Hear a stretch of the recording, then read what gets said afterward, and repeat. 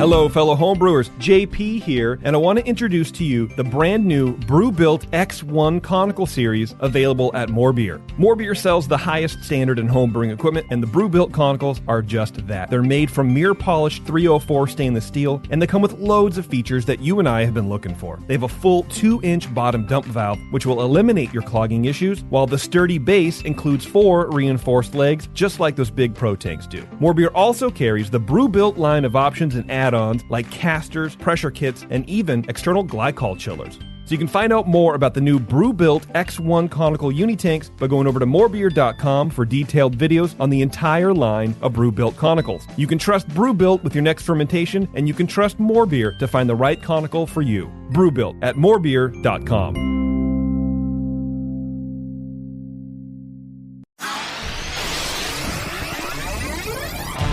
Great beer is about drinkability. Doesn't matter the style. You guys are like walking beer Wikipedia. That's the first time that you've ever accepted me as a person. Or you have a fermentation in your gut. I'm jet propelled at all times. How many guys do you think that you have the privilege to slap? Somebody who's never tasted a commercial example, and this is how you know everything about this beer? Please, you don't. I think that's bullshit. I think it's bullshit too. Wow. Are you guys going to arm wrestle? No. They're going to teabag fight instead. Yeah. You heard of Junkyard Wars? Can I get another high five, Beavis? Now, live from the Brewing Network studios in Northern California, this is the radio program for home brewers, craft brewers, beer lovers, and beer geeks. It's your only source for live beer radio that brings expert brewers together with, well, expert drinkers. This is the radio program with a head on it. This is The Session.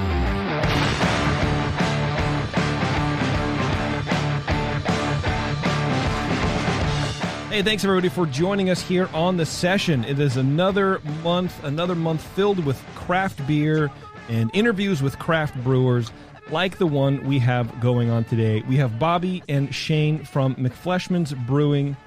How you guys doing, boys? Very well.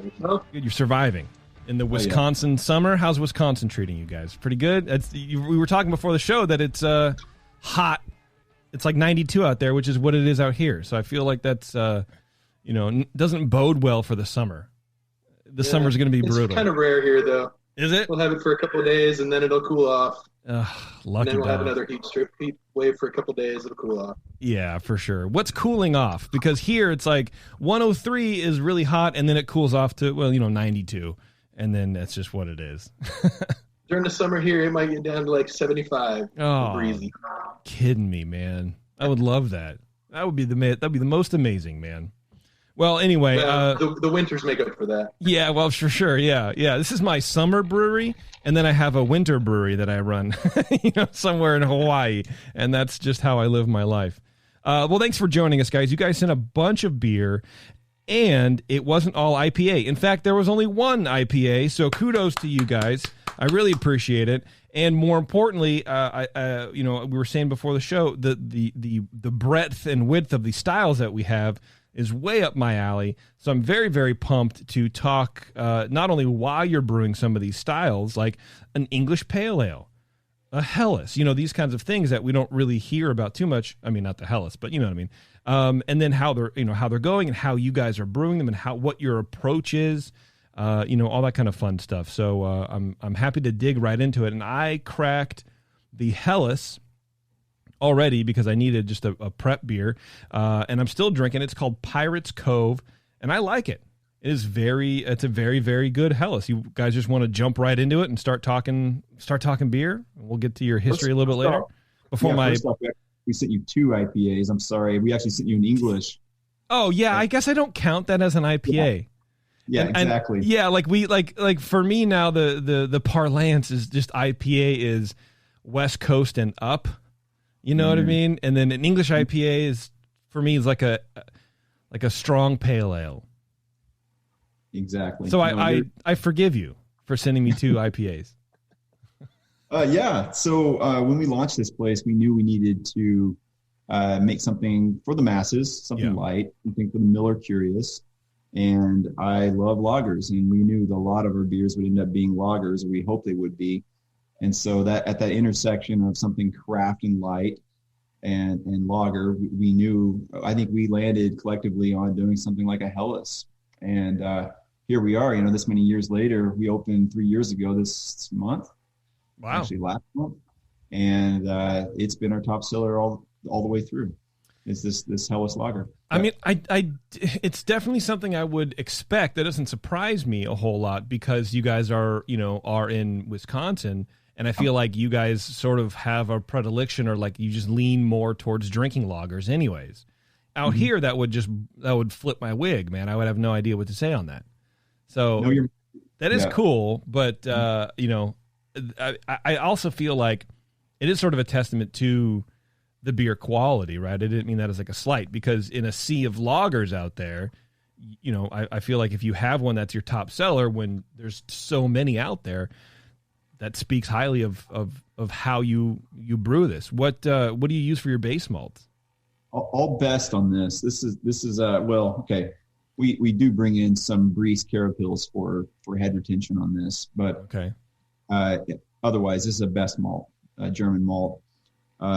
I still am a little bit neurotic, and we put a little melanoidin malt in this to simulate decoction brewing. But then guess what we do? We go ahead and decoct it anyway. Bro, so you're creating. Yeah. You're one of those people who creates more work for himself. Oh, maybe for Shane. I don't know. It's a true story. Yeah, and we talked about this right before we opened, like long before we opened. We talked about this. Like, yeah, we're going to have a decoction brewing system, but we don't want to decoct all of our beers. Maybe just 1 or 2 beers. Yeah, obviously the Bach, that thing. It turns out our flagship beer, the one we make the most of, almost every fourth batch is decoction brewed. It's okay. It's one decoction, so there's some mercy there. That's true. Yeah, you're a benevolent ruler. I'm sure Shane appreciates that. I appreciate it for him, for sure. I send myself into the fire too. We brew double batches into one tank, so I'll take one, he'll take one, and so it's not. I think I'm a masochist as well. Well, I think most brewers are. Yeah. On some level, I mean, you get into a business that's 90% labor intensive, long hours, little pay, and great success, I guess, in some ways, and then that's it. You just kind of like, I don't know. At the end of the day, no one notices, right? When it comes to stuff like decoctions. No one notices. I mean, do they? I mean, so, okay, actually, that's a really good question, because if I do say so myself, because you are in the land of lagers, right?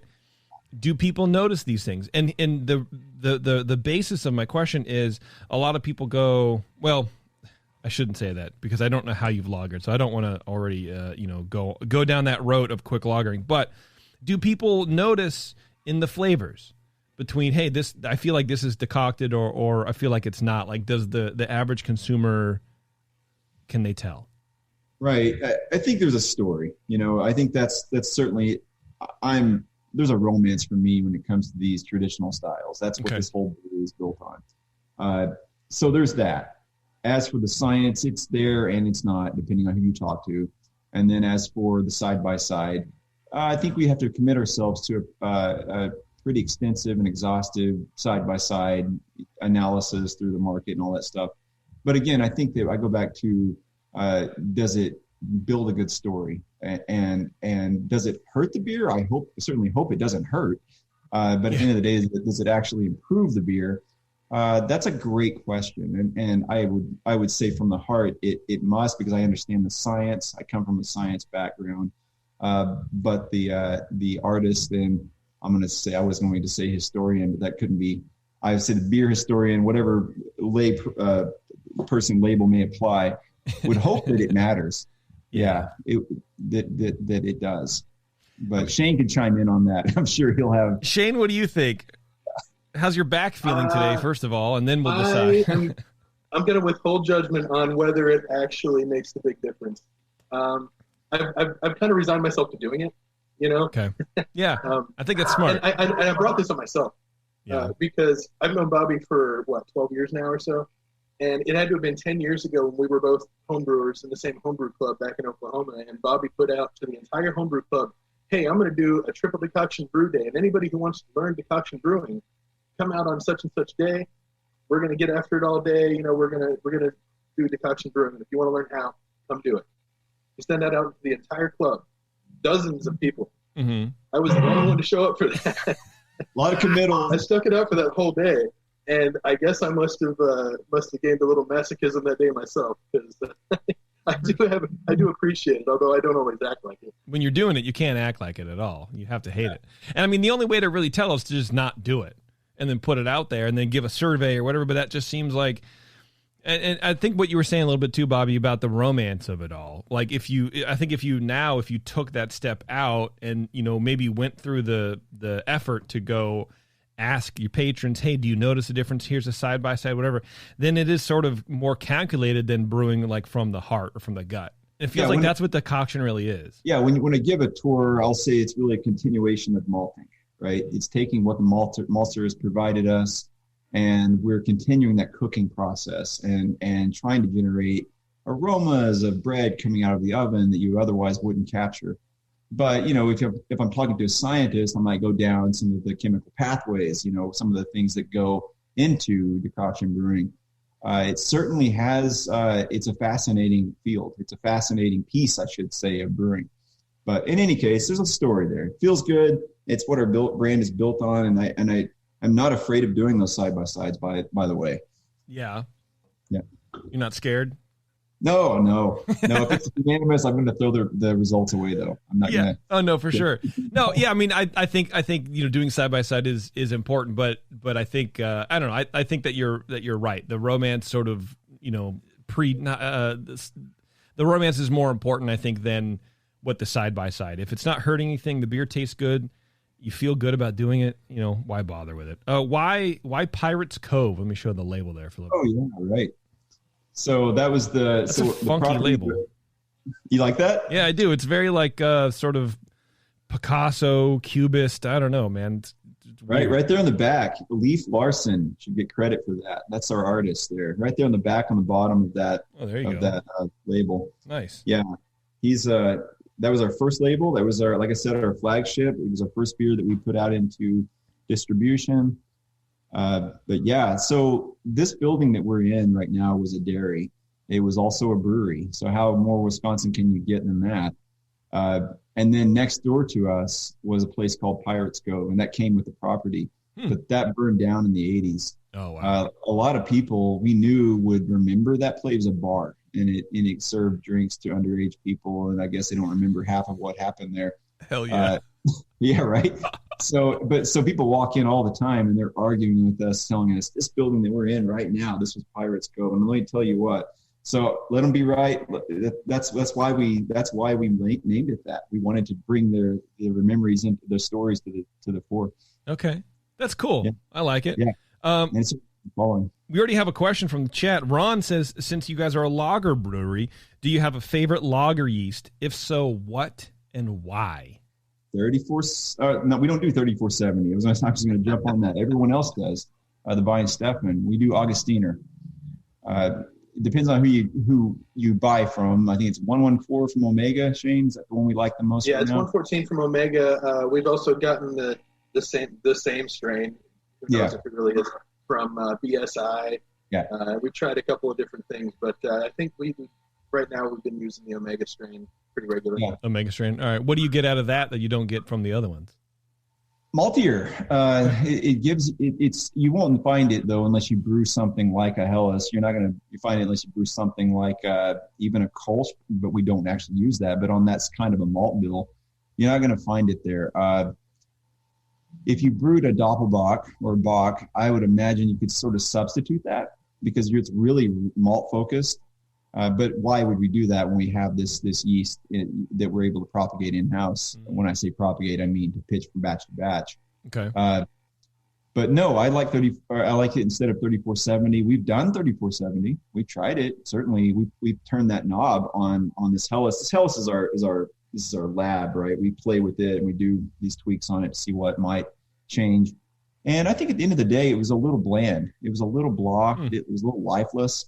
Okay. And I think that works well if you're trying to make even you could potentially substitute that into an American light lager, something that you want to be a little more, I don't want to say drinkable, but you understand where I'm going, a little less malt focused. Yeah, for sure. The Augustiner to me brings that sort of bread crust sort of back note that I always really like. Okay. Makes me think of German beers, you know? Yeah. Yeah, absolutely. For sure. Okay, well, there you go, Ron. Now you too can open a brewery. Speaking of opening breweries, let's go back a little bit to your history. So you've been open for 3 years, but you guys came from the same homebrew club out of state. How do you guys wind up in Wisconsin, together? So Shane and I came from Oklahoma, and we were in a homebrew club together. I was actually in graduate school for physics. A longer story there, but at the end of all of that, I decided how better to celebrate school, but by going to school. So I went to a master brewing program in UC Davis, got accepted within a year or so after concluding my PhD. And so I'm out there, and my wife was also, she's a chemistry PhD, and she was looking for a place to settle. And she had so she had been following my dreams. You know, we've been chasing my dreams all these years. Yeah. And she had these options on the table to settle as a permanent chemistry faculty member, all the while I'm thinking about opening a brewery. And she had on the table in front of her Appleton, she had, I want to say it was Delaware. I think Australia might have been one of those options. And those are all great, but she asked me if any of those people drank beer. Uh-huh. And thinking about Wisconsin and its history, it made me laugh. But at the end of the day, I almost dropped the phone when she asked that question. You think anyone would drink beer in Wisconsin? That was her favorite too, for other reasons. But this is where we ended up. And so then I came here, actually taught at the university locally, kind of trying to get into the science community, because again, that's sort of my slant on this, the technical and the scientific part. Yeah. And I wanted to really embed myself. I was actually offered a head brewer job the same day. But I chose the university job. And as soon as I, spent some time there, I started working at another brewery locally, Stone Arch Brewing Company, and another brewery next door to us currently, actually now Appleton Beer Factory. Oh, wow. I was writing a business plan. I knew I needed a brewer, and I knew Shane had that itch. I knew that his partner in crime also had that itch. They were going to go in, Layla, they were going to go in and open their own brewery at some point. And I'm sitting here watching us from doing that. I was going to say that. Yeah. I'm seeing what it entails. I'm thinking, okay, 2 birds, 1 stone. I need some partners, and if they're willing to pack up and move on to make that trek, then I'm willing to take them on. And she became our front of house manager, and he became our lead brewer. Nice. And we migrated ultimately several other Oklahomans in the mix. So yeah, kind of one big exodus. Wow. That's crazy. Mm-hmm. That's wild, man. That's cool though. So you come from a school background, all right? And essentially you are sort of teaching people, when it sounds like when you take them through the brewery and you teach them about the process or whatever. I feel like that's pretty good. You already know how to communicate with everybody, and now you do it through beer too. Absolutely. Yeah. Good, I mean, that's the thing. I was afraid here. I've been in school X years, and is this going to be a waste of education to go into the brewing industry? And you've had Charlie Bamforth on various podcasts, and he was one of my professors there. Michael Lewis, maybe you've had him or not. We've talked to him, I think, a couple times. I don't think he's ever been in the studio, but he's the one that really dispelled him, coming from that similar background. Charlie, for that matter, too. But he said some things about how this was such a profound, or such a respectable industry, and how there were so many challenges. And I'm hearing him tell this story, and in my class, I'm seeing everyone else just enamored and following every word from this guy that has all this history. But here we had before us a chemistry and a microbiology professor of various ranks or various levels. Mm-hmm. And here he was telling us what you can do with all that background. And just like that, in 5 minutes, I decided this is the industry for me. Wow. And it went from a trek in the Andes, so to speak, after having done my PhD, to, okay, now I see how I can actually help an industry move forward. Okay. Wow. And how is that? What are you doing to sort of further? Well, right now I'm a business owner, right? Well, and that's something else he said. He said, I'm not going to teach you guys how to run a brewery. I'm going to teach you how to brew.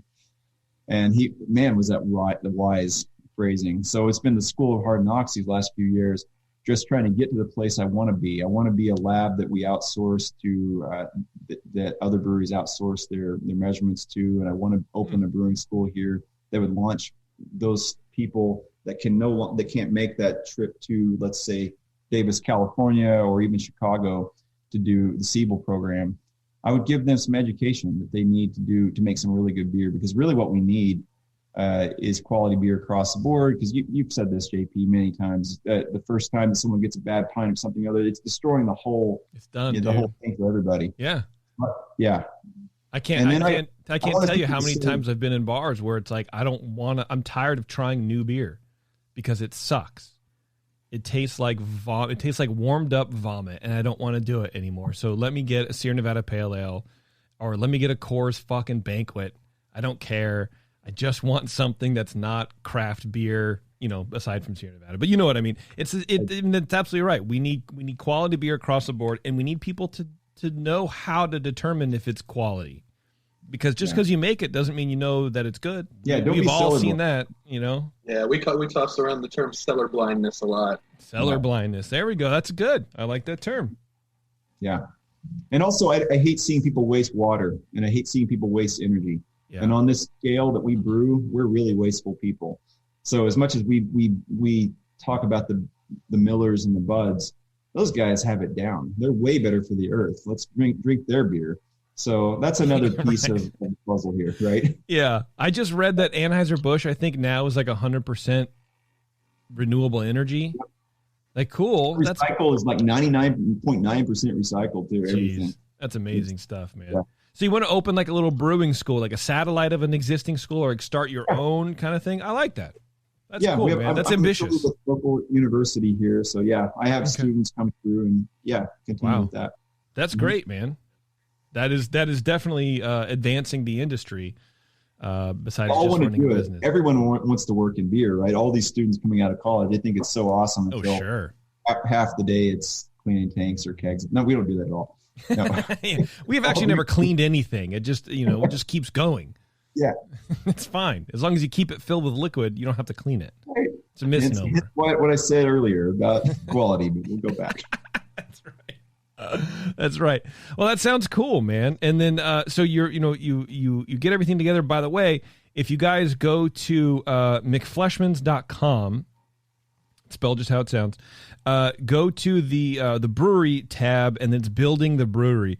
And these crazy knuckleheads have like side by side photos, which is, we've all seen brewery build out photos on websites or whatever, but side by side of like, here's the photo when we were putting in the staircase, and then here it is now. That I've never seen before, and it just goes on and on.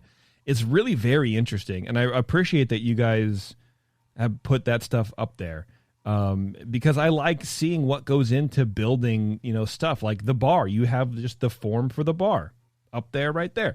You have, the staircase without anything, added to it or painted or, not even stairs, just the supports. It's really neat. So check that out. What's the story with the stained glass, though? It looks like that was shipped in somehow. Right. Well, first of all, just briefly, I spent about 10 years of my life building houses. So that completes the triad of my whole background. I got to build this brewery, make beer here, do science here. Oh, that's my whole life in a nutshell. Wow. But that back bar, my wife and I, we were like, we were getting distraught with how long is this construction going to take and everything. So we were kind of like just imagining what's this tap room going to look like, trying to invigorate our imagination. And so she goes online, trying to figure out what's the back bar going to look like? What's the cornerstone for where people will be drinking our beer the most? She finds this beautiful little like 25 feet long, 10, 12 feet tall back bar with this stained glass. And in the middle is a motif that has these, I think, two German gentlemen and a woman. And there's one of them smoking something. He doesn't have pupils. And the other one is that the woman's putting her hand over the other one's mouth. It's a whole thing. And I'm just imagining what the caption would be. And we ask people that all the time. Yeah. Anyway, but before we bought it, though, it was in Cincinnati. And it was on somebody's website, and we needed a vacation. We needed an excuse to get out of town in the midst of all this construction. So we say, hey, I like that. Let's go look at it. We're not going to buy this. We go in and we fall in love with it, man. The minute we saw it, and it was in awful shape too. So it was a leap of faith. It was covered with shellac. Couldn't see it. It definitely looks like something. Stained glass is sort of this way, I think, where photos never really do it justice. You have to see it in person. Yeah. We just were visionary. We had a vision. I don't say visionaries. We had a vision of what it could be, and I think we were crossing our fingers. We coupled with we got with a glass shop just happened to be across the street from us, and they had the patience and the wherewithal to take all the shellac off. And lo and behold, this thing had colors, and it wasn't what you would think. Oh God, you didn't even know that it had absolutely night and day. Seeing it after it was restored, you didn't even know it had color. Well, I mean, you could put a really bright light behind it, and it would be a dull menagerie of colors, but it wasn't. Okay.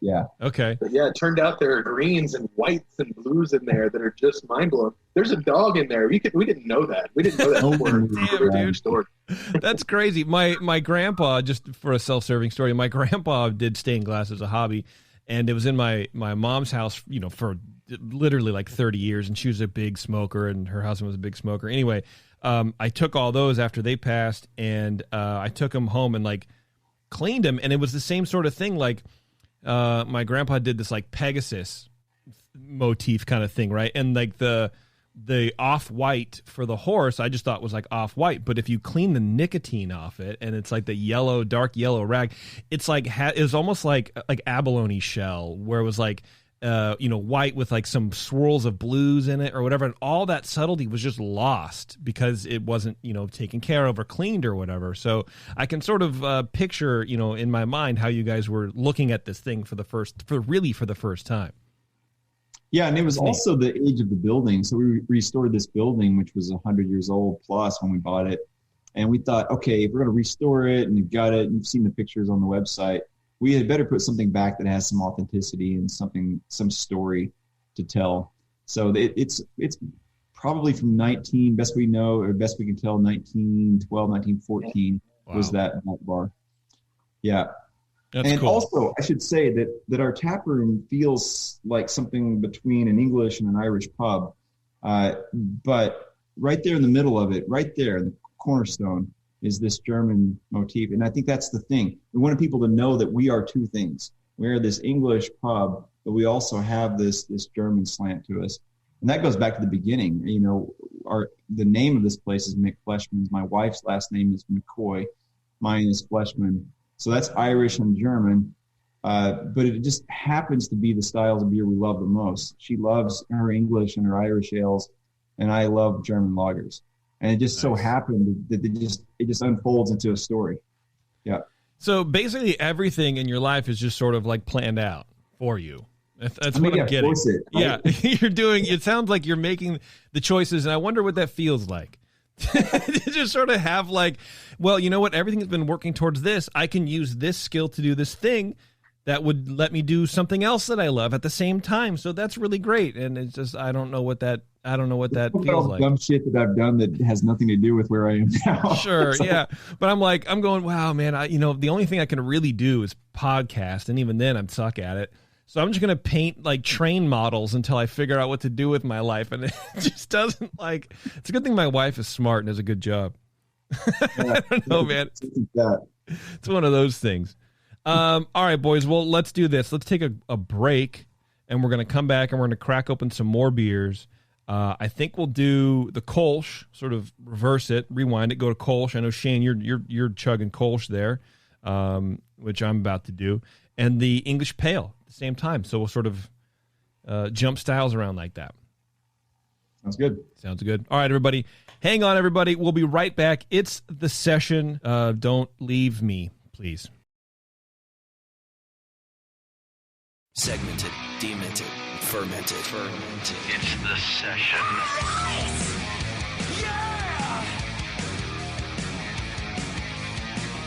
And if you're sticking around, everybody, we have Shane and Bobby from McFleshman's Brewing Company in Wisconsin. We have a couple beers here we're going to crack open. I'm going to bust open the Kolsch right now. But Bobby, you were talking about Easter eggs.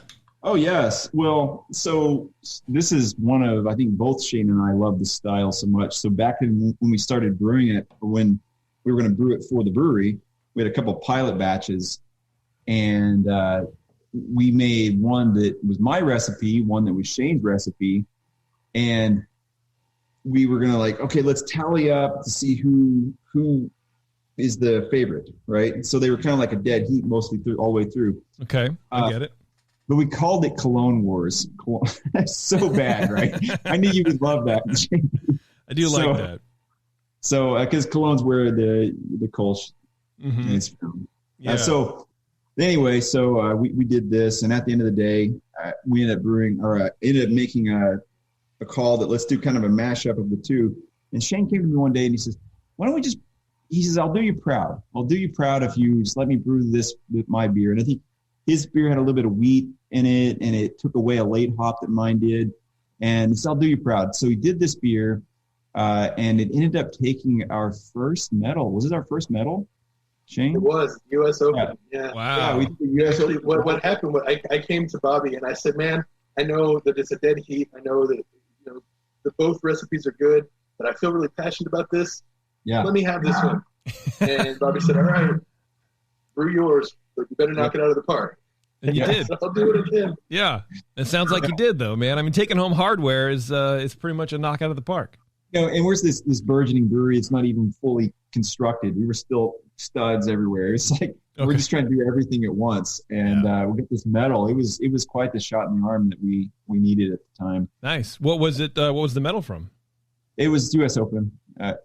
We got a U.S. Open and bronze.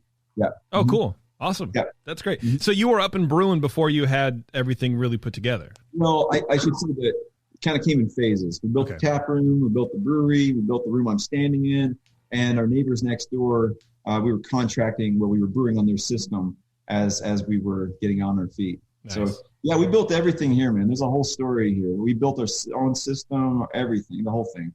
Yeah. Wow. It's quite a story. It's more than we can talk about in a podcast. for sure, man. Yeah. How was it sort of opening a brewery next door to a brewery? I mean, I know that happens and everyone sort of gets along, but for me, I don't know that I would feel comfortable having another brewery coming in right next door to my place. It was partly their idea. Really? Yeah. It was. They suggested we buy this building. We were good friends with them. They sound like great people to have next door. You know? They really are. Yeah, shout out to Ben and Jeff and everybody at Appleton Beer Factory. We are 25 feet away from these guys. I'm looking at their building right outside this window. Wow. 25 feet away from them. And so we actually have a collaborative sour program we're going to call 25 feet. It's pretty cool. Yeah. We have such a great relationship with those guys. That's cool. This is always part of the plan. Yeah. All right. Well, that's good, man. And the synergy between customers and all that kind of stuff. It's just, I imagine it sort of helps everybody. Well, and it worried the hell out of me too when we first started. Yeah. Because I said the same thing you just said. Yeah. And but I realized pretty early on, especially once I got to know those guys, because obviously Bobby lived up here before I did. He knew them already. And they're just such awesome guys. And also our styles sort of dovetail really nicely. We specialize in European styles, German lagers, English ales. And they do mostly American styles, So it's not like we're stepping on each other's toes a bunch or anything like that. And, the styles that we do brew in common, things like Hefeweizen and stuff like that, we share yeast back and forth, save each other some money, things like that. It really could not be a better relationship. Yeah, I like it. How long had they been there before you guys had opened? We opened in 2013. Okay. So I guess they had been open for about 5 years before we opened. But again, you know how this goes. It's not like you just open. So there was a whole lot of years leading up to us opening that we even started our sour program a couple of years before we opened. We started brewing and putting in barrels and all this stuff at their place as we're doing construction here from the ground up. So, I would say probably 3 years after they opened, I started collaborating with them. Oh, cool. Yeah.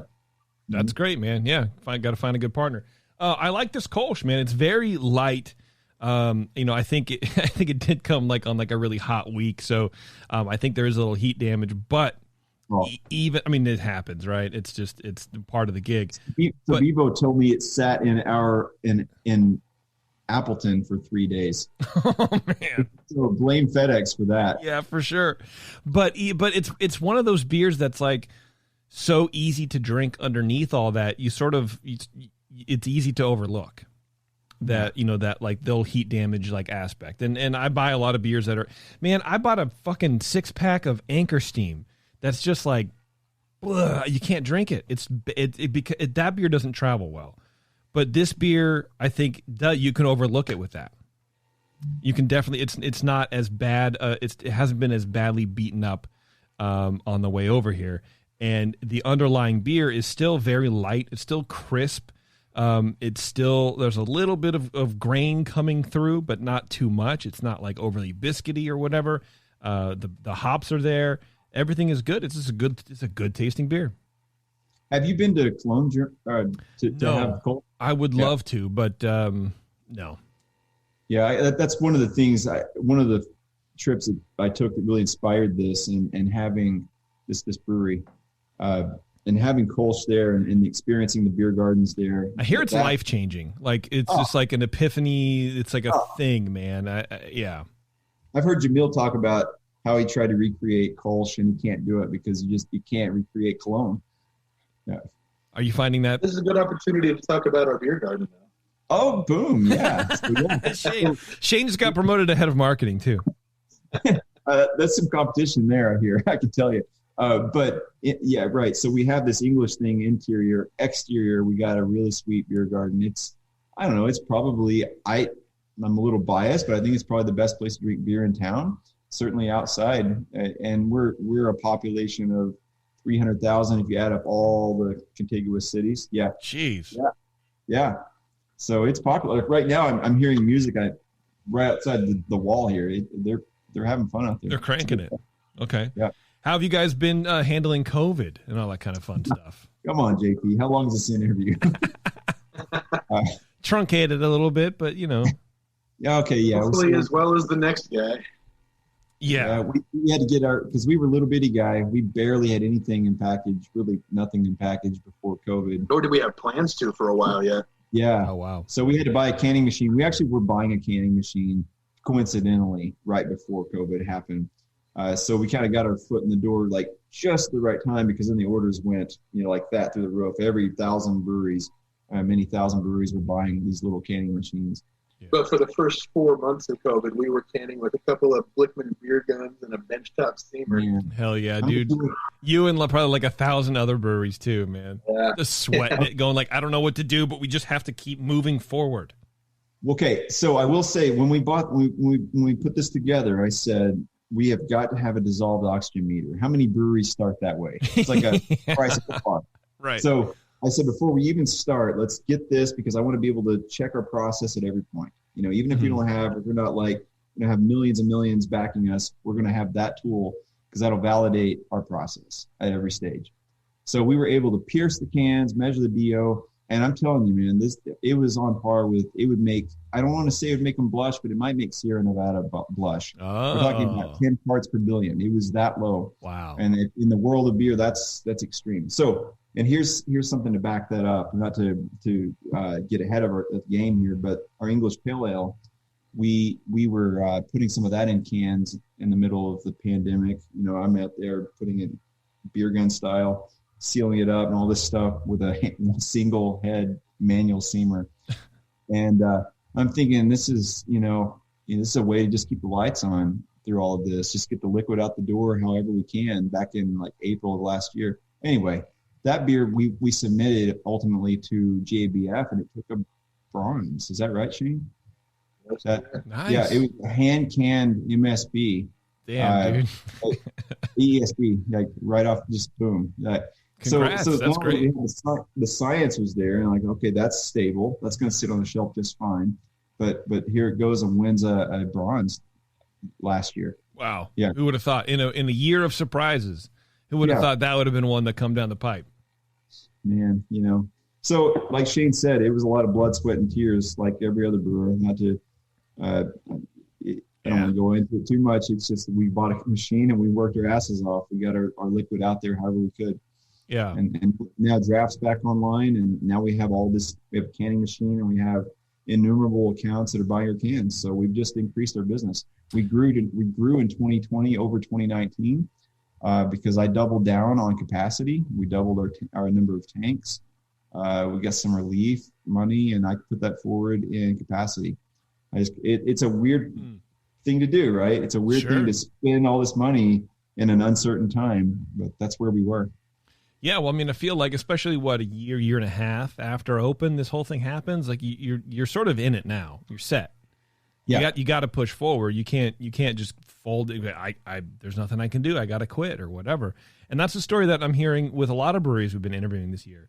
Is the way that they persevered is expanded their tap room, or bought a canner, or did these things that you normally wouldn't. Because you think your natural reaction, I would imagine, is to sort of, contract a little bit and go slurp everything in and go, I'm not going to spend a thing. I got to just, life support only. The math is, okay, we could say, hey, let's get it in cans and call it a day. Yeah. Let's not buy more tanks. But that doesn't work because your margins on cans are not good. So you have to increase your volume. So that's why. And at the other end of the tunnel here, now we have increased our capacity, and hopefully a lot of that goes towards draft. That's where we make our big margins. It's also where you get the best beer. There's not a lot of oxygen getting into that package there. For sure, yeah. And your draft distribution has increased as well? Yeah. Especially like some of these accounts that had taken us on as a small package like cans. Now they've said, hey, this is selling well. Let's kick this handle off, and it's yours. Let's roll with it for a while. Wow. And so we're seeing that grow too. Yeah. That's cool. I like it. Yeah, it's a good Kolsch, man. I bet it tastes great on that beer garden.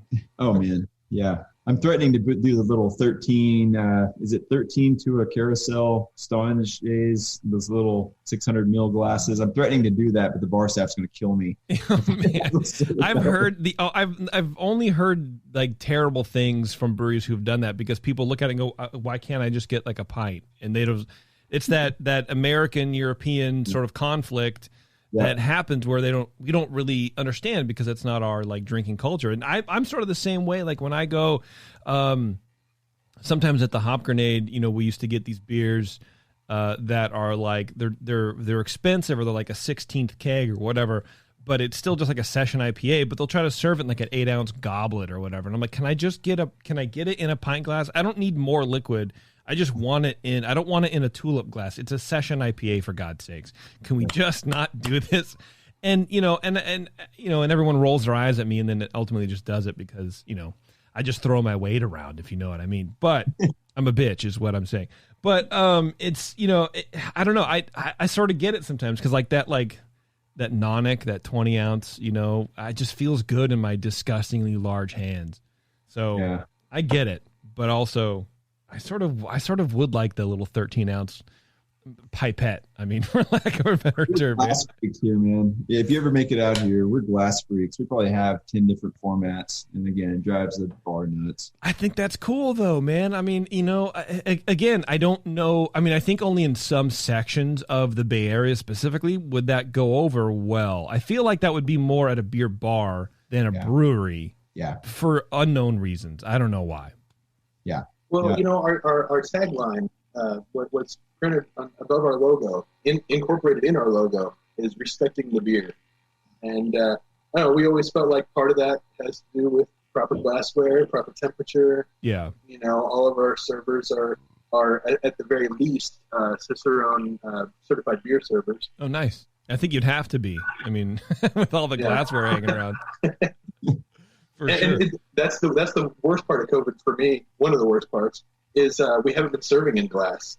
We've been serving in compostable, corn-based cups. Oh, sure. Yeah, single use. Okay. Can't be putting glassware across the bar. Yeah. Hopefully that'll end soon. We're all vaxxed up, so. Thank you. For sure, man. I still don't understand the hesitancy, but. Whatever, man. I guess you can always learn something from somebody, but not anti-vaxxers. People to get vaccinated. We most recently there was a push to get the final percentage that won't get vaccinated. We were giving beers away for that. Wow.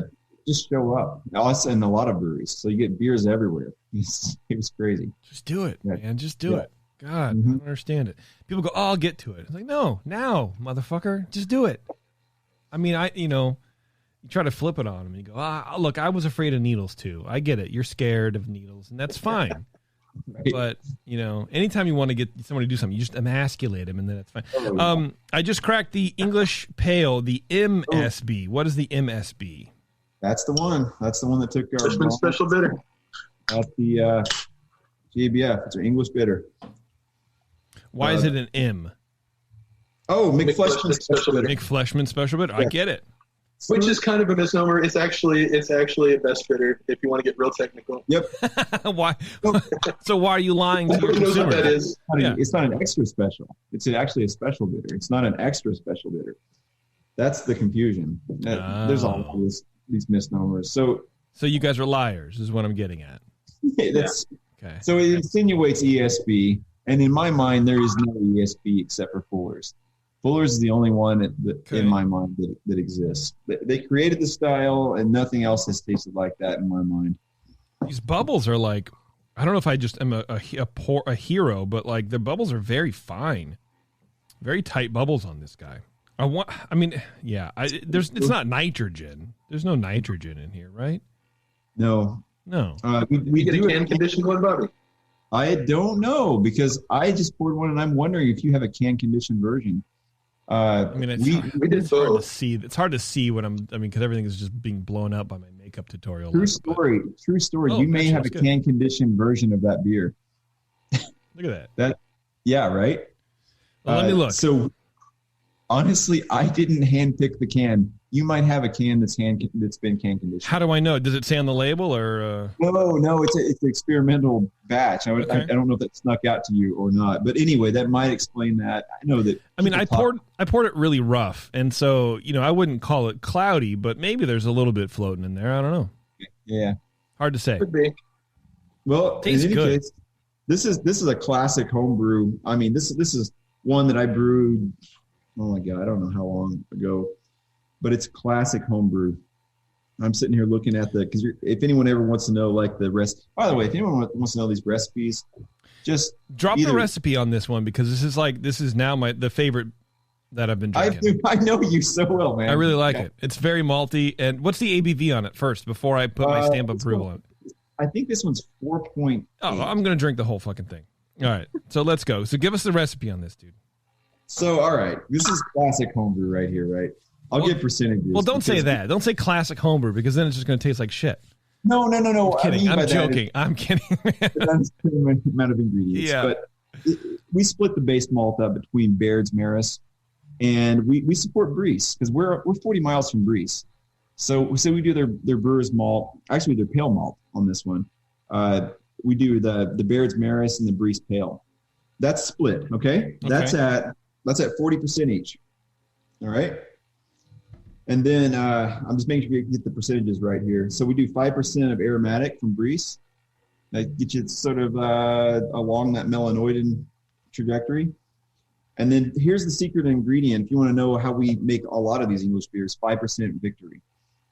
Victories are the nutty sort of, caramely, but mostly nutty, toasted. It's a toasted malt. It's in the same vein as a lot of those. Melanoidins and kind of become our signature malt.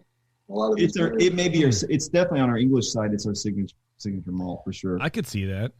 And then here's and then we bring in Thomas Fawcett. We do Crystal Medium on this, and that comes in at 4%.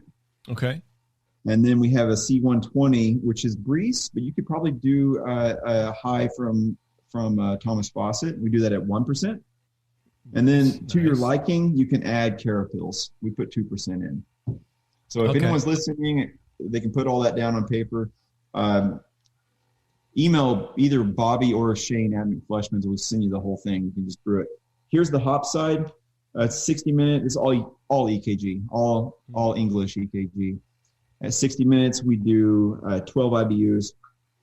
At 10 minutes, we do 4. And then we have a whirlpool on this. And that charge is for 10 barrels. It's 1 point, so it's 3 pounds per 10 barrels. on that Whirlpool charge. Whirlpool. Yeah, right? Okay. What made you decide to do that? Just needed a little more. We've been playing with that. Yeah, Okay. we've been playing with And that. it's a lot easier than dry hopping. Okay. I mean, that's fair. Yeah. Again, these are not malts that are high in oil. Hops that are high in oil. It's not like we're just blasting this thing, in the Whirlpool with all these oils.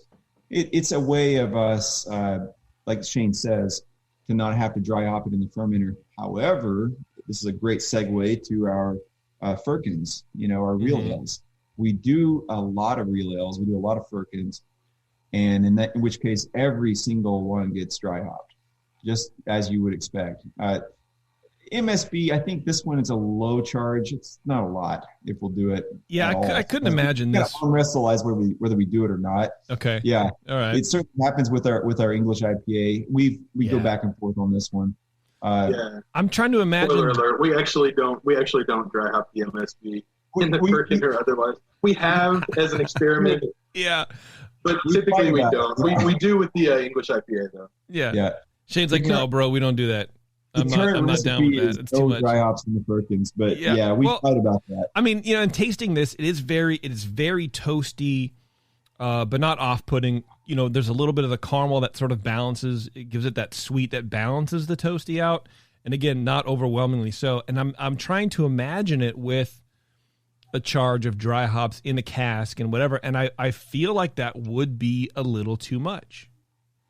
And that's kind of where we are right now. Like Shane said, this current iteration is without. Shane's a big fan of this, making a distinction between all of our styles.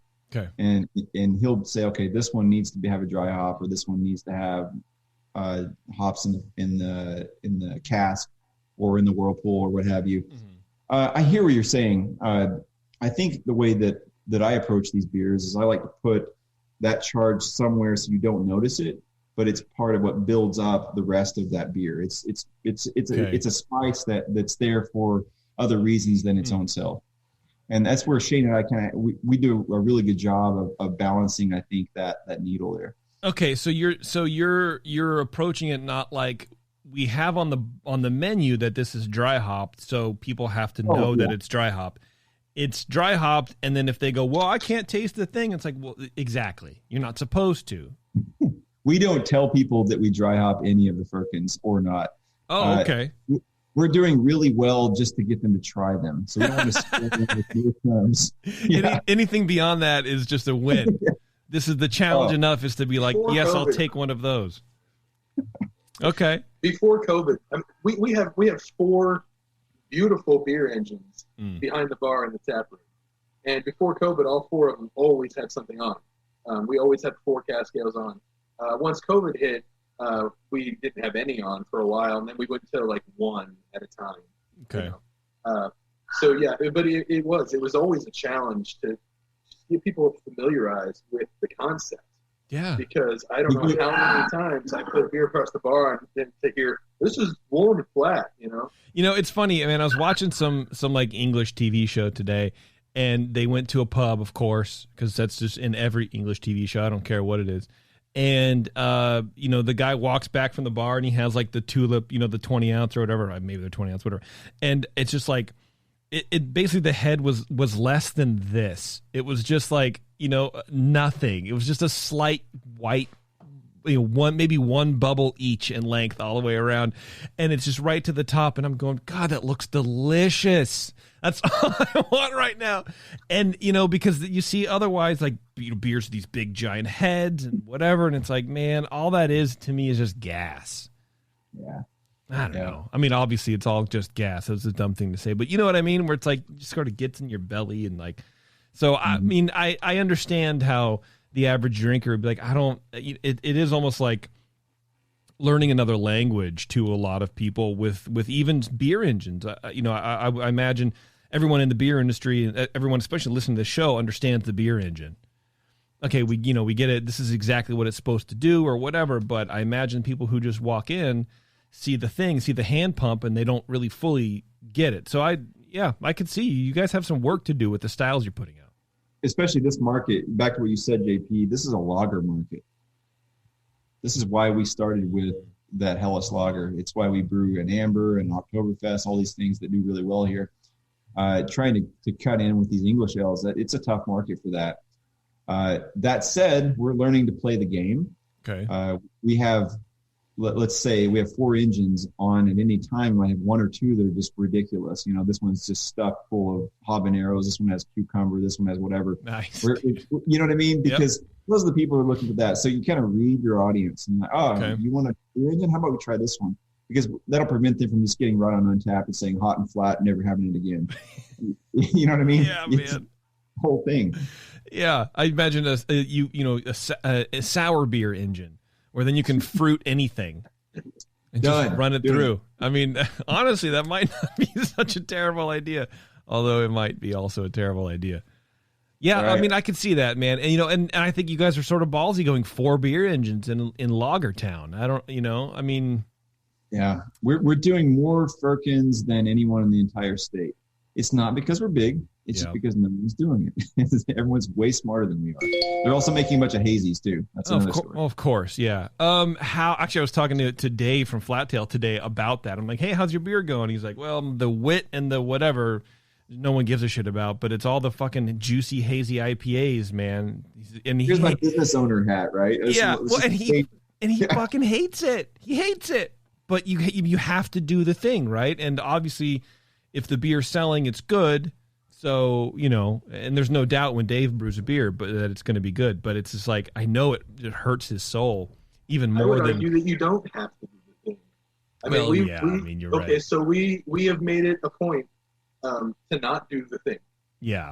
We've brewed, 3 hazies, and all of them were collaborations. Yeah.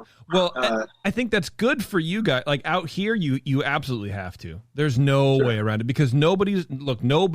And I'm glad you brought up the hand tap, the beer engine. Nobody does that out here.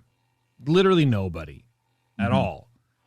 So just by virtue of that, it's like such a weird area. Like just now loggers are starting to catch on, like proper loggers, right? Just now starting to catch on. Nobody does an ESB. 0 people do it. And if they do it one at a time so they can use it as a yeast propagation beer. And they don't fucking can it. And they don't sell it. They don't sell it. They dump more of it. And it's these things that like the beer market out here is so different. So I do like talking to people like you guys who are brewing different beers to, number one, learn how it is on the other side of the getting out of the eye of the storm, so to speak. But, it is also, it's just a completely different market out here. It's like hard seltzer, hazy IPAs, and maybe West Coast IPA, if you're lucky, if you can squeeze one out, and then, fruited, slushed sour beers. That's it. That's what you're doing out here.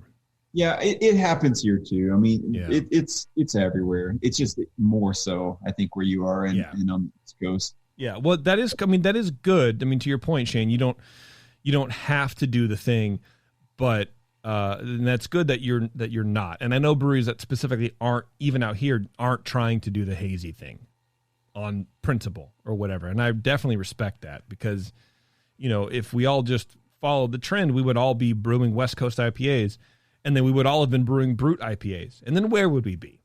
Okay, well, to be fair, we did brew a Brute IPA. Yeah, you motherfuckers. We also won a medal with it. So. Did you? Where? At where? That was another U.S. Open. Oh yeah, well, then sounds like that competition sucks, dude. Don't ever enter it. No. You want a medal with it? I love it. Good. Well, that's good. You're the one success story. Besides, and here's why kitchen. though. Here's why. Because we don't want to just follow the trends because that's not who we are. Yeah. But we've talked about our English and German passions. But also, Bobby will be the first to tell you that there's also a lot of West Coast influence there. Hence your West Coast double IPA. And the Brewed IPA kind of falls into that category too. Yeah, I can't wait for that. Here's the can art for the MSB. Right. Spin that around. That's Abigail Veith. I have not met her, but we do try to. Oh, by the way, all of our labels are, I should say, most of our labels, when they're not generic like this one, they're local artists that we try to put out there. We're not we're not creative enough people, but we're creative enough to involve creative people. Yeah. What I love about that, dude, is the contact information and the name of the artist is on there. Most breweries, 99% of them, won't, bless up the artist. Maybe on their Facebook page once, or maybe like we did a collab with XYZ on Instagram or whatever, and that is it. But it is prominently displayed on the label. Not only that, the Facebook page, the email address of the artist, and I think that's very, very cool. It's very much we have a couple of artists thing. Couple of artists that are part of our team here that are involved in doing the copy and the layout of these, but they're just so well connected. So whenever we come up with a new style, they like, oh, I know the right person, and they just connect with the concept, and out comes this great artwork. By the way, the front of that Kolsch label, we're loving that so much right now. Yeah, it was cool. It was definitely an eye catcher. When I opened the box, that was the first one that I saw, and I was like, wow, it is sort of, can't really stop looking at it because there's so much going on. I like it. Okay, let me take a break. I'm going to get the rest of the beers. So this is the last break. So this is going to be a long one, everybody. So strap in, actually go pee, empty your bladders, get ready, drink some water if you're drinking along with us, because we'll be right back with McFleshman's Brewing on the session. Hang tight. We'll be right back.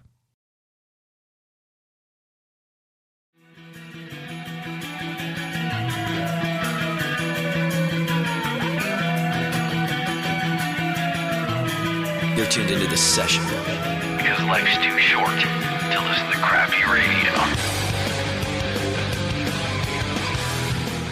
And thanks for sticking with us, everybody. We are on the session. We're about to wrap things up. Well, about to. We have 3 beers to get through. So we're not going to be wrapping up anytime soon, but very shortly. I'm about to crack open the English IPA, the Tall Mast English IPA. Can you guys tell me about this beer, please? That one's also served on cask in the tap room. What's that? Was the first one on cask? It was. Nice. Yeah. And how does an English IPA sell? Because obviously the name implies that it straddles the English and then just the normal IPAs that everybody goes through. But do people get the English IPA and are surprised? And there are people that this is their jam, like this is their absolute go-to. Okay, it has a definite following. Good, that's good, man. I think more English IPAs is what we need. IPA is a kiss of death if people have in their mindset something like a West Coast or a hazy or whatever they're thinking. It's a kiss of death when they order it. Like this is what they get, especially warm and flat, right? Right. So, I mean, I'm smelling it, and it definitely smells, those floral, earthy sort of English hops. It is big and malty, but not overly so. It finishes slightly dry, but not really. I could definitely see like someone going, "Oh yeah, I want an IPA, man," and this is not the IPA you're looking for. Nope. It's neither crisp nor clean, nor finishes super dry, nor dank or juicy. It's none of those things. But it is a very good English IPA. What are your malts in on this one? We try to do on this one. I try to do Golden Promise split with same trick. So the base malt is split with Golden Promise and Breeze Pale. Okay.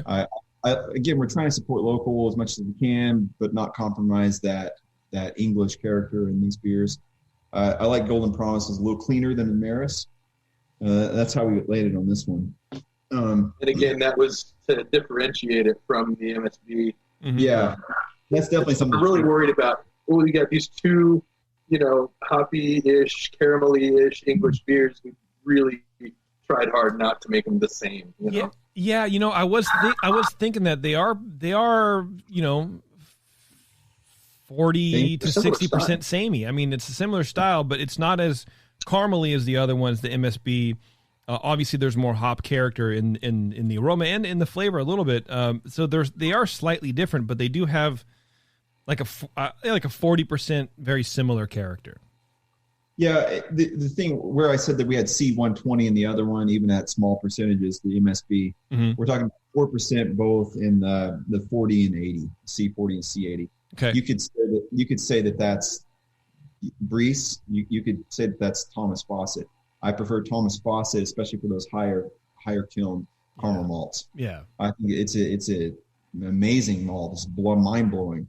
But if you overdo it, like anything else, it'll put your recipe out of balance. Yeah, Thomas for sure. Fawcett's really great for caramel malts, I think, though.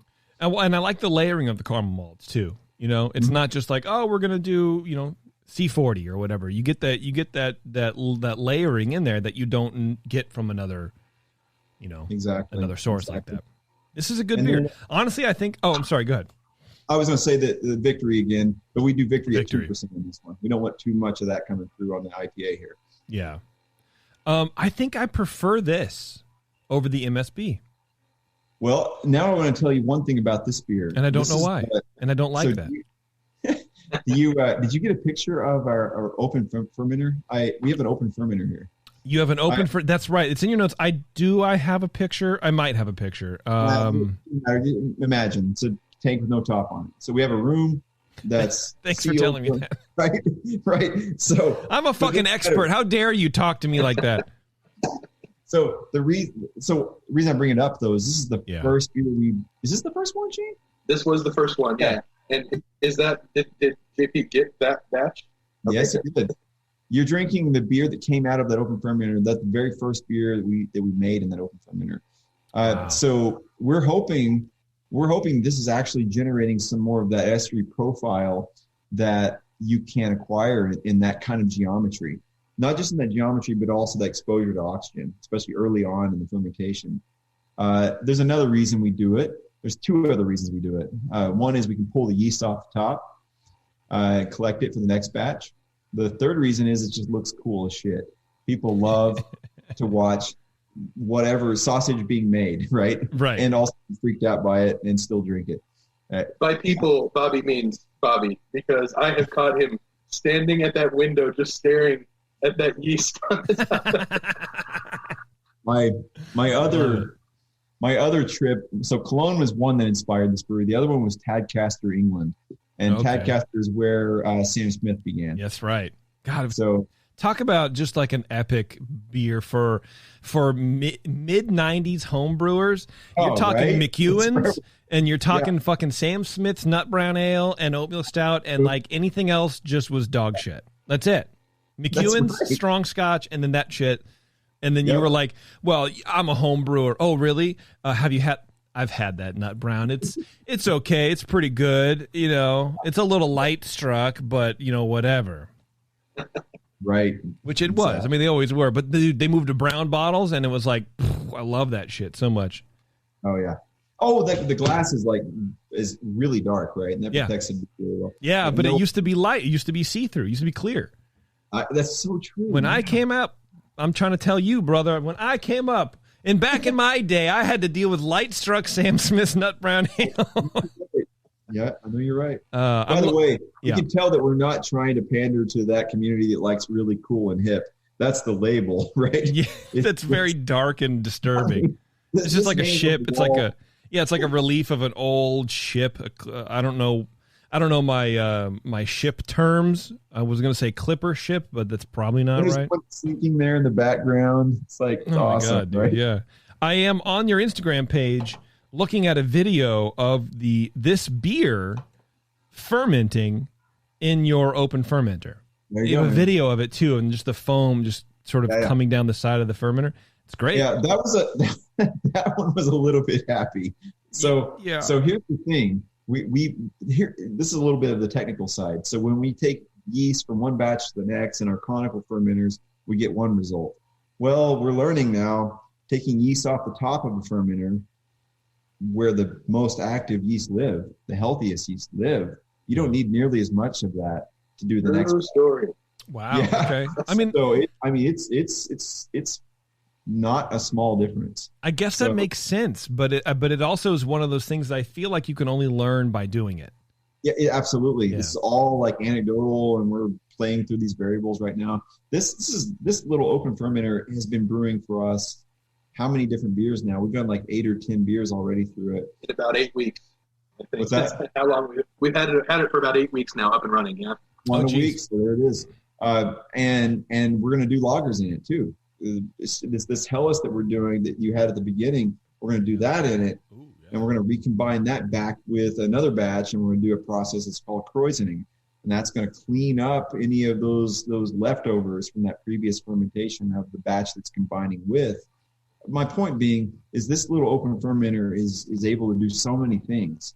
Where we've done, Hefeweizen is coming up, and we did a double IPA. Yeah. Okay.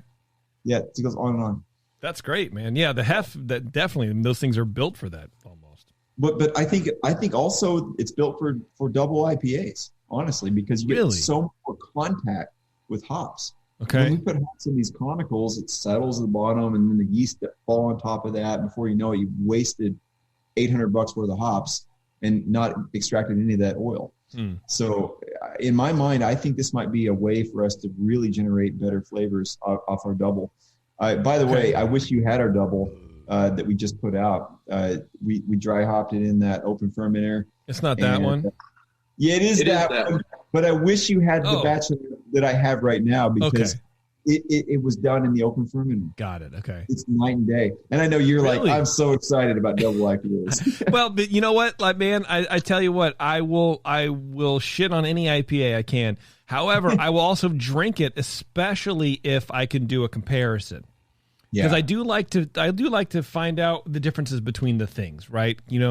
Call me a cooler version of Brewlosophy. I don't know.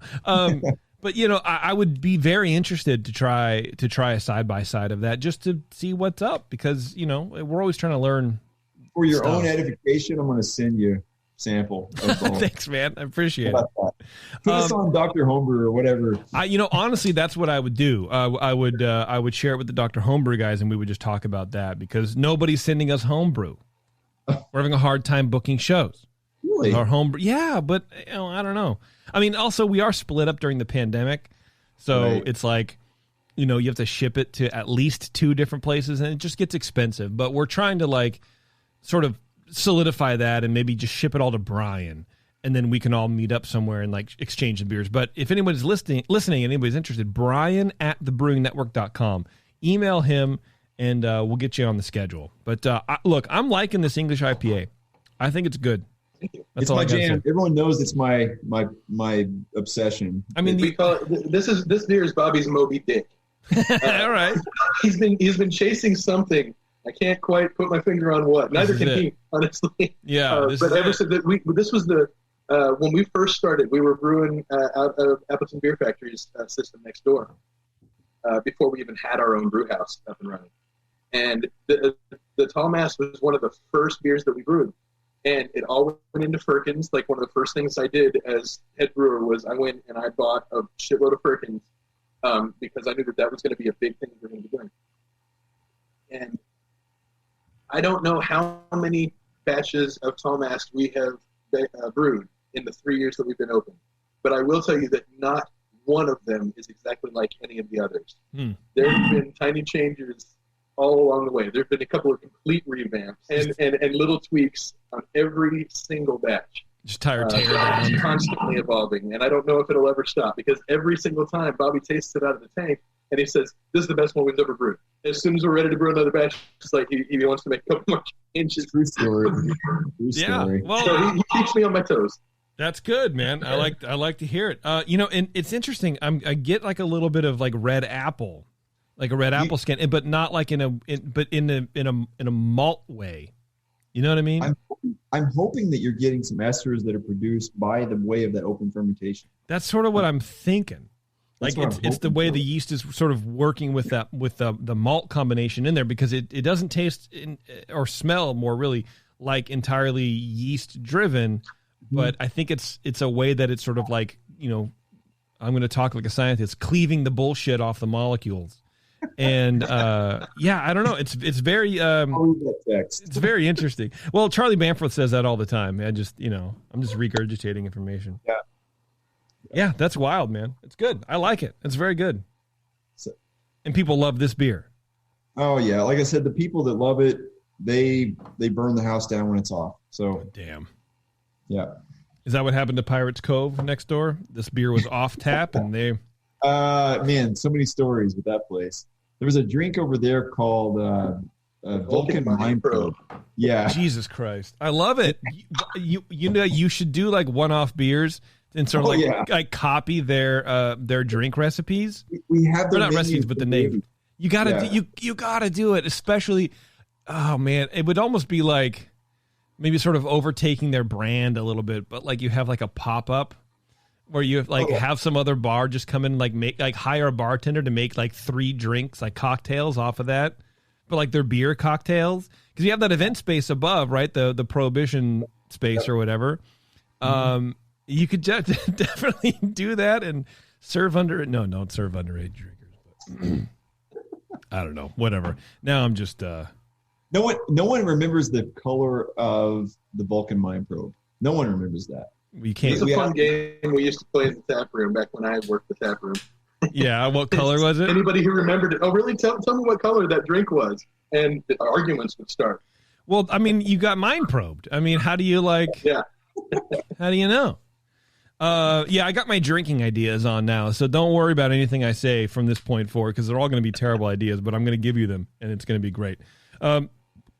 So I just popped the double IPA, the 547. Tell me a little bit about this guy, please. Back when I was a scientist and I did that kind of thing for a living, I spent a little time in San Francisco at conferences, and I found my way into the Tornado. I know you love their service there. Fuck, man. Right? I've never hated being yelled at more.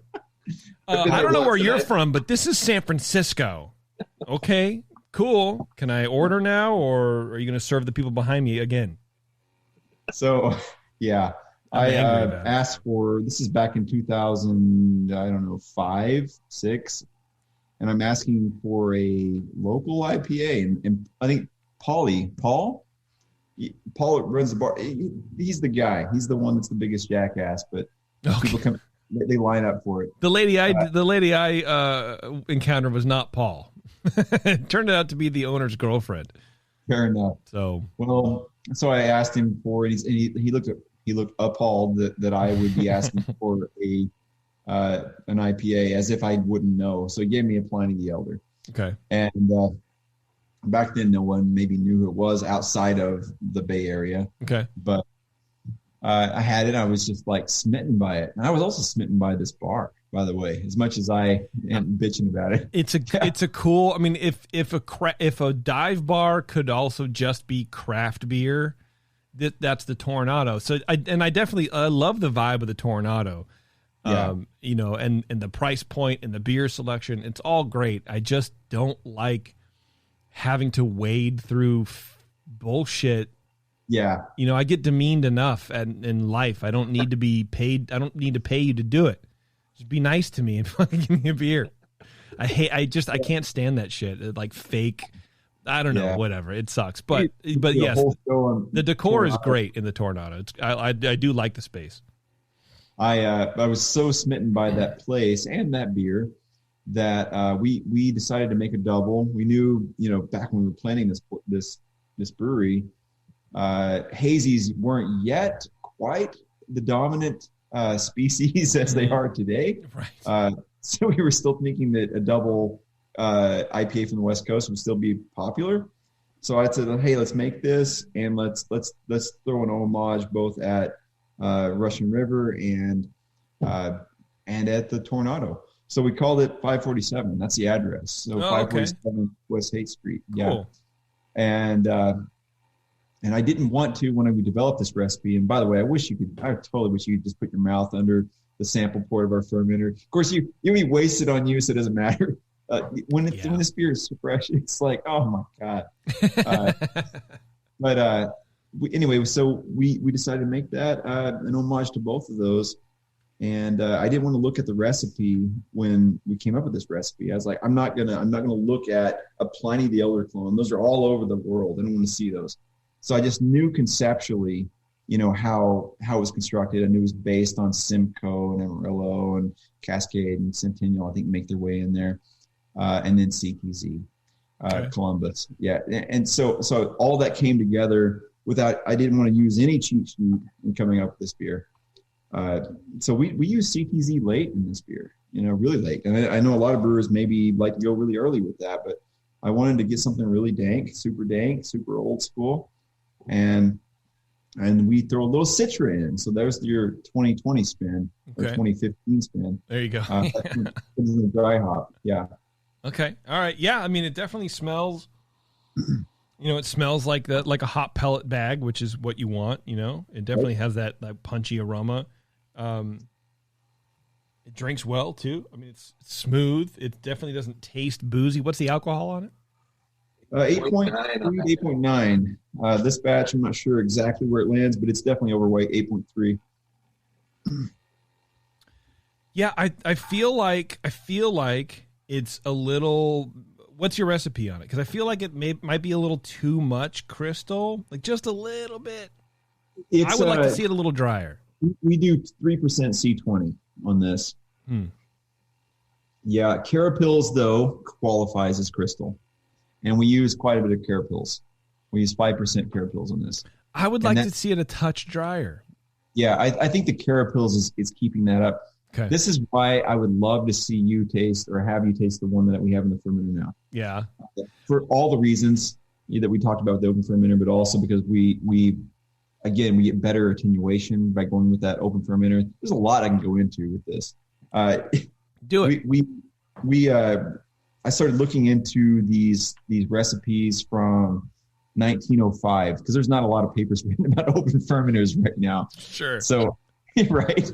So I'm reading these when they had these stone fermenters in England, how they were able to improve attenuation and avoid diacetyl. And it's basically, in all honesty, it's just a simple matter of recirculation. And once you do that, and also pitching viable yeast and vital yeast, once you nail those parameters down, you can get an extremely well fermented beer, like fully attenuated in every sense of the word, capital F. And this is something I took away from Vinny, and I've never met the guy, but his beers from Russian River are always, it seems to me, if I had to imagine how he puts beers together, it seems to me that Vinny might put a higher mash temp on his beers, but also just have such a fantastic control of fermentation on the cellaring side that he's able to attenuate it at full throttle. So, not to over dry it, but also to ensure that it's absolutely 100% fermented out. And that includes all the metabolites that are created throughout fermentation, that those are mopped up and cleaned up. So long and short of that is we're playing with that variable in an open fermenter. We're doing, you could do recirculation, by the way, in any tank. That's not anything special with an open fermenter. Yeah. But just layering that onto the other attributes of an open fermenter, we're creating different beers now. So I'd love to have you to try this one side by side with a future iteration. No, try to put your goggles on, like for sure, like double IPAs. Yeah, well, I mean, I could definitely be analytical about some dumb stuff, but and it definitely, I think what you are doing is you're taking the classic West Coast double and you're putting a spin on it for your market. Yeah. With especially, just recipe wise, but especially because I can definitely see on the West Coast, I don't know, like I said, I think it should be a little bit drier, a little bit less crystal malt, but I think for your market, maybe who are used to, the English IPA people are clamoring for, there's definitely maybe a little bit more leaning towards those sort of I don't want to say sweeter, but like a little bit more crystal beers, right? And you're putting your spin on it with the recipe, but with that open fermenter concept, I think that's something you're creating, just something new, right? A new version of it. That's a new addition to this equation. Yeah. By the way, I think is great. Some of this caramel conversation has to take into account how much the nose dies off over time. Mm-hmm. So when you lose that aroma over time, that sort of changes, because again, like I said, this beer has in my mind a 4 to 6 week shelf life, and maybe Vinny would tell you the same thing with his double IPA. Oh yeah, it's written all over his label. Just all over the label. If you age it, Natalie's gonna come and fucking saw your head off. It's what's on the label. It's like, don't drink it, don't age it. Drink it fresh, or you'll never be potent again. All a Kool-Aid man through the wall. She would too, yeah. I said, drink it.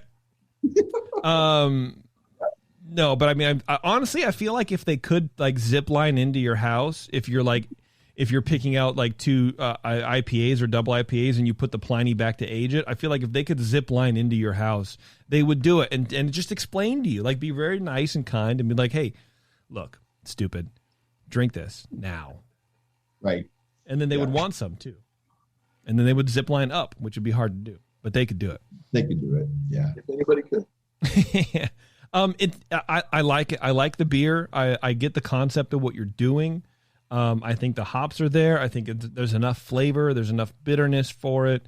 It's a solid drinker for sure.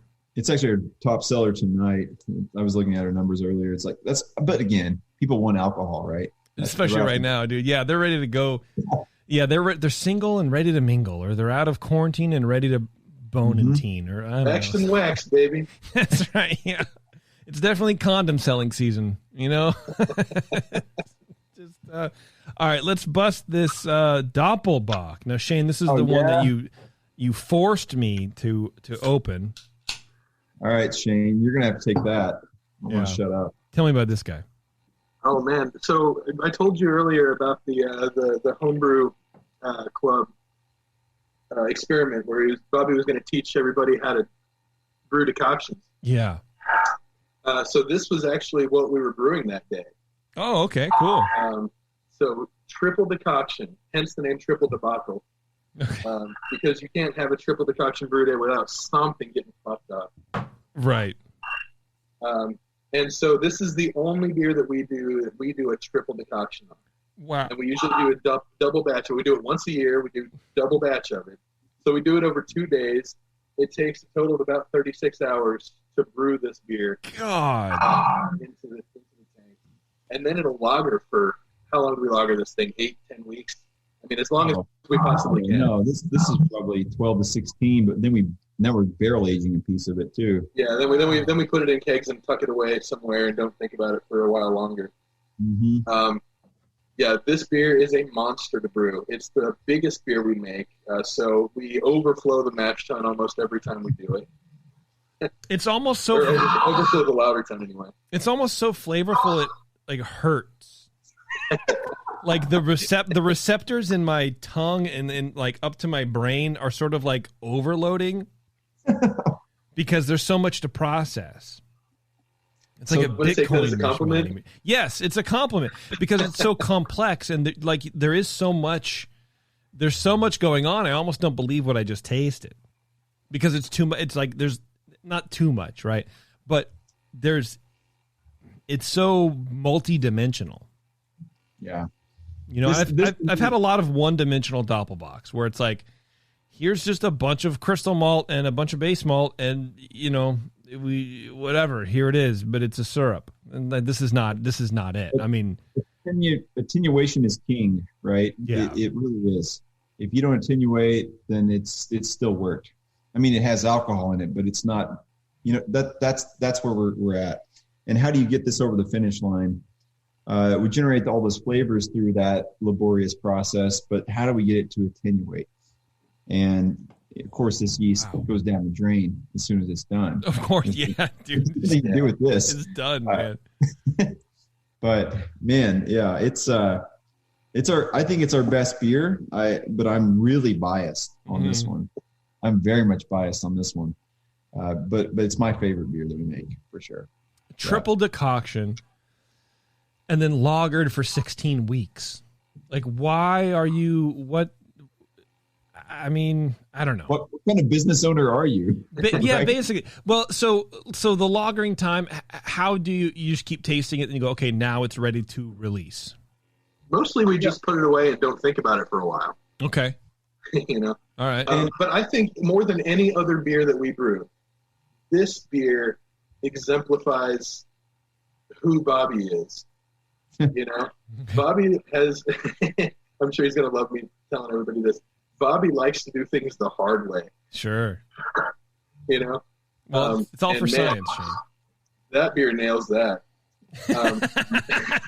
It takes a long time. It takes a shitload of effort and labor. But I mean, hell, look at the payoff, Yeah. What's the alcohol in this? I think this one it's again about 9.3. It's just a little bit of that. Doesn't taste like it. Yeah.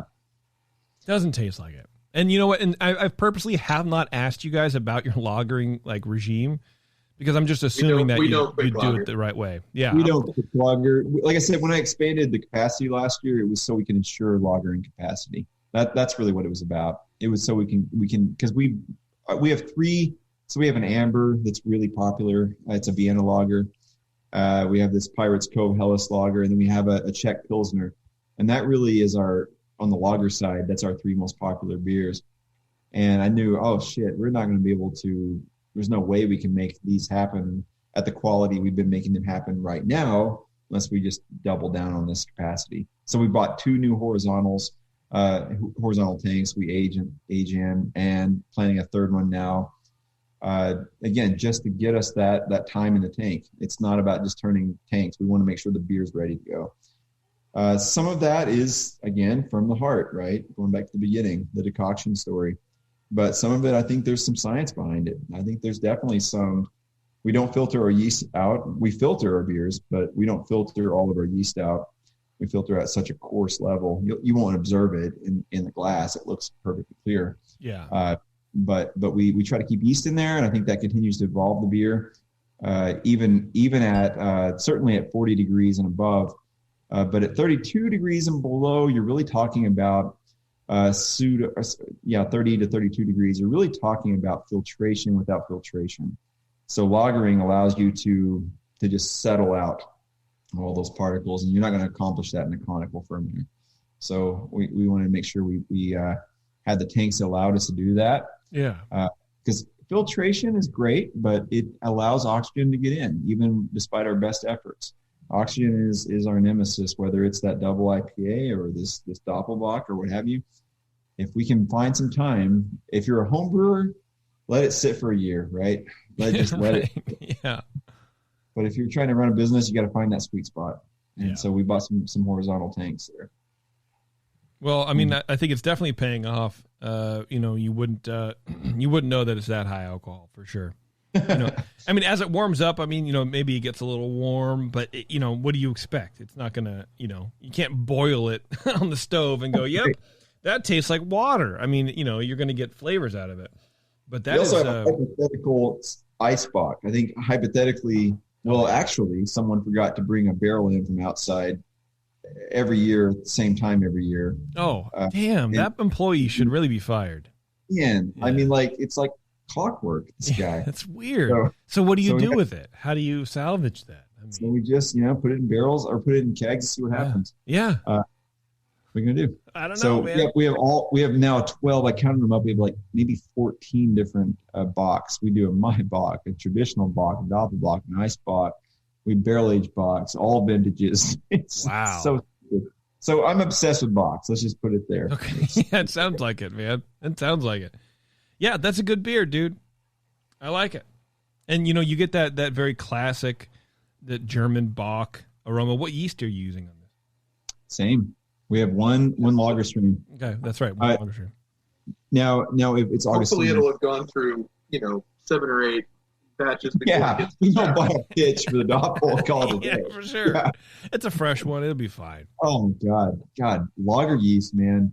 If you want to open a brewery, I'm not sure lagering is the way to go. But then again, but they're so good. I'm not sure hazy is the way to go either. Yeah, they're putting a lot of ingredients in those too. Yeah, I mean lagers. I don't know, man. They're delicious. I tell people all the time. There's a reason that Budweiser and Coors and all these American lagers are the top sellers in the country, because people like easy drinking beers that's light on flavor. Now, maybe not that light on flavor. They can be taught to accept malt as a flavor and a little bit of sweetness and a little bit of hops and whatever. But I don't know, man. I mean, I think there's a reason. There's a reason that people like lagers if they're done right, and I think you guys are doing a good job on that for sure. Thanks, man. Yeah, you're welcome. All right, well, let's wrap it up here, boys, mainly because we're out of beer. And that's just what happens on this show. McFleshman's Brewing. You guys can go to McFleshman's.com. That's McFleshmans.com. LagerTown.com, and apparently I'm still able to read and spell, so that's that's a good news thing for me. And anything you guys want to learn about the brewery or whatever, go there. I highly suggest going there and look into before and after build photos and all that kind of fun stuff. It's cool. I like to get the story of the place. You know what I mean? Bobby, Shane, thank you guys very much. I really appreciate it. Thanks for sending the beer, and thanks for coming on and spending your time here on the session. I appreciate it. Thanks for having us, man. This has been a real pleasure. Kind of a fanboy dream come true. So. Oh, well, thanks, man. I'm sorry Bev's not here to talk to you, because that's the real, golden goose. Well, I mean, Justin could have hosted. It could have been that. He could have. You're right. Now, he's busy running the bar and doing all his bar stuff. So it's like, you guys know as business owners and stuff, it's like you gotta focus on it. So, but here we are. We'll figure it out, and maybe hopefully soon we'll be getting back in the studio. So if you guys are planning a trip out here or whatever, obviously let us know. And come on back. We'll get you in the studio, get some beers on tap if we can, and talk a little more geeky science stuff. Likewise, if you come this way, pull you one of these off the beer engine. Definitely. Actually, just save that one for me. However long it takes me to get there. Like on a Indiana Jones style. Yeah. Yep. And maybe it'll be a year, maybe it'll be 2 years, but I want that specific. I don't know. Anyway. Yeah. Thanks a lot, everybody, for tuning in. This has been the session. You've been great. I'm out of here. I don't know, whatever. All right. Bye, guys. Thanks a lot. And we'll see you next time. Okay. Cheers. JP's an asshole. Justin's a nice guy and winning the race. JP does great as his charity case.